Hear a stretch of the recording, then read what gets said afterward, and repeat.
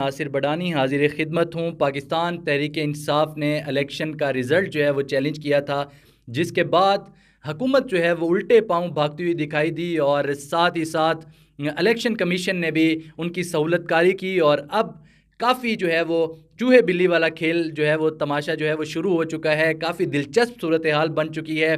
बड़े मज़े मज़े के जो है वो लोग इस पर कमेंट्स कर रहे हैं। सूरत हाल काफ़ी ज़्यादा भयानक हो चुकी है हुकूमत के लिए और उनकी उल्टी गिनती शुरू हो चुकी है तीनों हलकों को लेकर। इसी हवाले से जानते हैं कमर मेकन से कि क्या सूरत हाल है। मुस्लिम लीग नून जो है वो भागते हुए दिखाई दे रही है। आज मेरी तारिक फजल चौधरी साहब से बात हुई जब ऐन उस वक्त जब फैसला आने वाला था इलेक्शन कमीशन से, तब वो फ़ौरन जो है वो गाड़ी दौड़ाते हुए जाने लगे। तो मैंने मिन्नत करके उनकी तकरीबन समाजत करके उनको रोका और उनसे पूछा कि क्या वजह है कि आपको इस्लामाबाद हाई कोर्ट पर एतमाद नहीं है।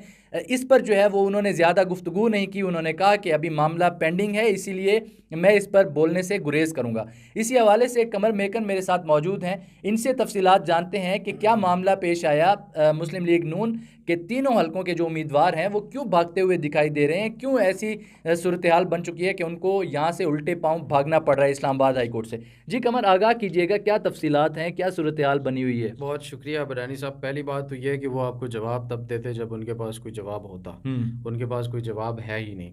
वो आपने देखे है ना कि शौकत बसरा साहब वो चले गए मज़ार पर, जी जनरल ज़िया साहब के मज़ार पर चले गए और उन्होंने कहा कि देख लें जी आपका बेटा आ रहा हुआ है और ये मेरे फॉर्म 45 है, आप देख लें। गो कि ये एक थोड़ा सा नामुनासिब अमल है मेरी ज़ाती राय जी, में। शायद ऐसा ऐसा ही ना है, होता तो बिल्कुल ऐसा बेहतर ही था, है। लेकिन अवाम का मैंडेट इस बेदर्दी और से चोरी किया गया, इतनी ढिठाई से चोरी किया गया, जिसके बाद अवाम और अवामी नुमाइंदे जिन जो मेहनत करते हैं अपने हलकों में, जो जीत कर आते हैं, जो अपने वोटर का मैंडेट जो है उसकी हिफाजत करने की कोशिश करते हैं, तो उनको ज़ाहिर है इस नहज पर लाकर खड़ा करने वाले भी वही फॉर्म 47 के ऊपर जीते हुए लोग हैं, जो लोगों को फिर मजबूर कर देते हैं कि वो इस हद तक इंतहाई कदम उठाने पर भी जो है मजबूर हो जाते हैं।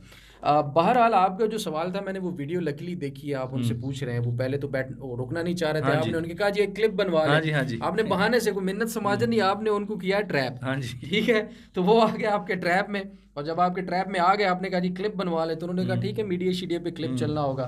तो फिर आपने साथ ही सवाल दाग दिया, तो वो जाहिर है उनके पास जवाब था ही नहीं, ना वो जवाब देने के लिए तैयार है, ना ही वो तैयारी करने के बाद भी जवाब देने के काबिल हो सकते हैं। मसला ये है कि वो हार चुके हैं। उनके पास जो उनका जीतने का सर्टिफिकेट है वो सिर्फ इलेक्शन कमीशन ने दिया है, जबकि उनके पास कोई और सबूत जो है वो मौजूद नहीं है। वो अपने आप को असली एमएनए साबित नहीं कर सकते किसी तरह से भी।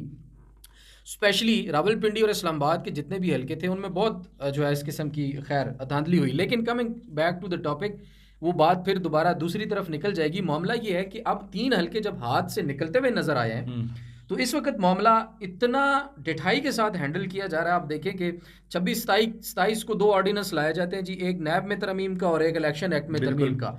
अब 28 को छुट्टी कर दी जाती है कि हाई कोर्ट के अंदर वो चैलेंज ही ना हो सके। अगले दिन नोटिफाई कर दिया जाता है और वो नाफिजुल अमल हो जाते हैं। आप अंदाज़ा करें कि पूरी कौम का करोड़ों अरबों रुपया बर्बाद किया जाता है, पूरी मॉल को छुट्टी दे दी जाती है सिर्फ और सिर्फ अपनी धांधली बचाने के लिए, अपनी चोरी बचाने के लिए, अपनी ना अहली बचाने के लिए। और इस हद तक गिर चुके हैं कि आप देखें कि इन्होंने जो वो तरमीम किया ना, स्पेशली इलेक्शन एक्ट के अंदर जो ऑर्डिनेंस के जरिए इन्होंने मामलात अपने सेटिंग की है, बेसिकली इसको मैं ये कहूँगा कि इन्होंने मामलात अपने फिक्स किए हैं, सेटिंग ऐसे बनाई है कि अब इन्होंने इलेक्शन एक्ट के अंदर 2 चीज़ें जो है ना वो बड़ी वाजे कर दी हैं। वो कैसे? वो इस तरह से कि एक तो उन्होंने कर दिया है कि जी आप किसी भी वक्त इलेक्शन कमीशन को इख्तियार होगा कि वो इलेक्शन ट्रिब्यूनल्स को तब्दील कर सकती है। यानी कि अगर उनको पसंद नहीं है इलेक्शन ट्रिब्यूनल के अंदर बैठा हुआ जज, उसके ऊपर वो ये क्या कर सकते हैं कि एक नोटिफिकेशन जारी करेंगे और इलेक्शन ट्रिब्यूनल तब्दील कर देंगे, अपनी मर्जी का लगा देंगे। उसके बाद दूसरी सबसे बड़ी और अहम चीज़ जो है वो रिटायर्ड जजेस को इलेक्शन ट्रिब्यूनल्स के जज मतलब अपॉइंट किया जा सकता है। और फिर वो जब हुकूमत जब उनको अपॉइंट करेगी, इलेक्शन कमीशन जब उनको अपॉइंट करेगा, तो फिर वो जाहिर है उन्हीं की मर्जी के काम करेंगे। अच्छा, पहले और सुन ले ये बात बड़ी अहम है। और जब वो इलेक्शन ट्रिब्यूनल्स को अपनी मर्जी से हैंडल करेंगे तो फिर ये केसेस मजीद इल्तवा का शिकार होते जाएंगे और फिर ऐसे ही रहेंगे। ये करना क्यों पड़ा? ये इस वजह से करना पड़ा कि फॉर्म 45 जो जस्टिस तारिक जहांगीरी ने मंगवा लिए थे, वो जब मैच किए हैं तो वो इलेक्शन कमीशन की वेबसाइट पर मौजूद फॉर्म 45 के साथ मैच ही नहीं हुए। और जब वो मैच किए हैं मुस्तफ़ा नवाज़ खोखर के फॉर्म 45 के साथ, तो पीटीआई और मुस्तफ़ा नवाज़ खोखर, यानी मुस्तफ़ा नवाज़ खोखर भी हारे हैं और पीटीआई को भी हरवा दिया गया है। उसके मुताबिक वो फॉर्म 45 सारे के सारे सेम है, उसके मुताबिक रिजल्ट बनाया जाए तो पीटीआई के तीनों कैंडिडेट जो इस्लामाबाद के हल्कों से जीते हैं। तो इसलिए अब ये सारे का सारा खेल जो है वो खेला जा रहा है। और ये इलेक्शन कमीशन ने ये एक्ट अभी जो लाया है हुकूमत ने, ये इलेक्शन कमीशन अपने पहले वाले गन जो बिछाया हुआ था, जो फैलाया हुआ था, उसको मजीद जो है कवर करने की कोशिश कर रहा है, लेकिन वो मजीद फैलता जाएगा। तो अब इलेक्शन कमीशन पहले बल्ला छीना था, अब मेरे ख्याल में विकेट उठाकर भी भाग गया है और बिल्कुल जो है ना वो मैच खेलने के मूड में ही नहीं है। मैं इसमें ये शामिल करना चाह रहा था कि पहले रिटायर फौजी जो है वो भर्ती किया करते थे, बड़े बड़े ओहदों पे बिठाया करते थे उनको। अब हुकूमत ने जो है वो अपना नया, उन्होंने भी जो है वो बहती गंगा में हाथ धोने की कोशिश की है और उन्होंने ये कोशिश की है कि जी रिटायर जजेस भी लाए जाएं। हालांकि रिटायर लोगों का कोई काम नहीं बनता कि जब वो एक अपनी सर्विस से, अपनी मुद्दत मुलाजमत से जो है वो उनको पूरी हो चुकी है, तब उनका कोई काम नहीं बनता कि वो दोबारा से आए और निज़ाम के अंदर बैठने की कोशिश करें। रिटायर्ड जजेस को तब तायुन करें, उनको तब तैनात करें ना जब मौजूदा जजेस इनकार कर दें, वो कहें कि हम केस नहीं सुनते, हमारे ऊपर बर्डन ज़्यादा है, या आपके इलेक्शन के जो मसाइल हैं वो हमारी समझ में नहीं आ रहे, वो या वो नाअहल हों, काम ना कर सकते हों।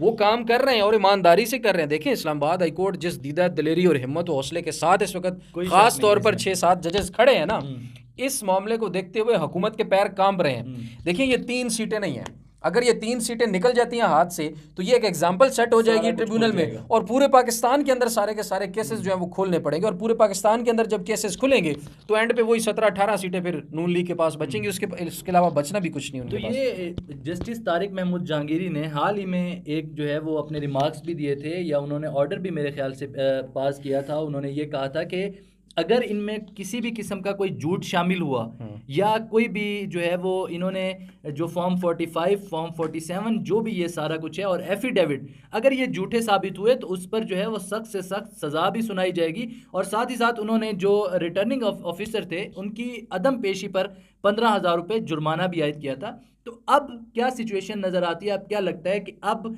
पाकिस्तान तहरीक इंसाफ के जो उम्मीदवार हैं वो किस फॉरम पर जाएंगे, कहाँ जाके इस चीज़ को वो करेंगे? क्योंकि जाहिर है देखो मामला इलेक्शन ट्रिब्यूनल ही सुनेंगे, लेकिन अब इलेक्शन ट्रिब्यूनल हुकूमत और हुकूमत के कारिंदे सहूलतकार इलेक्शन कमीशन, नायल इलेक्शन कमीशन की मर्जी के होंगे, तो इलेक्शन ट्रिब्यूनल्स ही मामला सुनेंगे।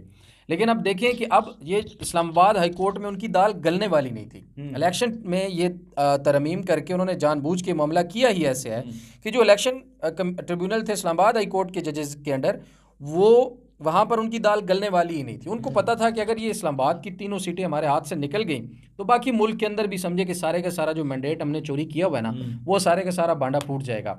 अब ये इस्लामाबाद हाई कोर्ट से मामलात को निकालने के चक्कर में ये कोई भी हुकूमती मामला हो, कोई भी इलेक्शन कमीशन का, कोई भी मैंडेट चोरी का, इनकी ये कोशिश है कि इस्लामाबाद हाई कोर्ट के इस खास तौर पर ये 6 जजेस जो है ना, अब ये मामला किसी तरह भी उनका ना सुने, हुकूमत का, इदारों का या एस्टैब्लिशमेंट की मर्जी का कोई भी जो काम होगा वो अब हाई कोर्ट जो इस्लामाबाद का है ना उससे दूर रखने की कोशिश की जाएगी। और एक और इतला भी आपको दे दें, सोशल मीडिया पर भी अब तो खबर काफ़ी गर्दिश कर रही है, इमरान खान को भी जो है अडयाला जेल से कोट लखपत लाहौर जो है शिफ्ट करने की तैयारियां की जा रही हैं। अच्छा। और वो खबर जो है अब तमाम जगह पर वैसे भी मौजूद है, लेकिन उसकी वजह क्या है? उसकी वजह सिर्फ और सिर्फ ये है कि इस्लामाबाद की जुडिशरी जो है ना वो अब हाथ नहीं आ रही। ये मैं आपको वो चीज़ बता रहा हूँ जो हकीकत है।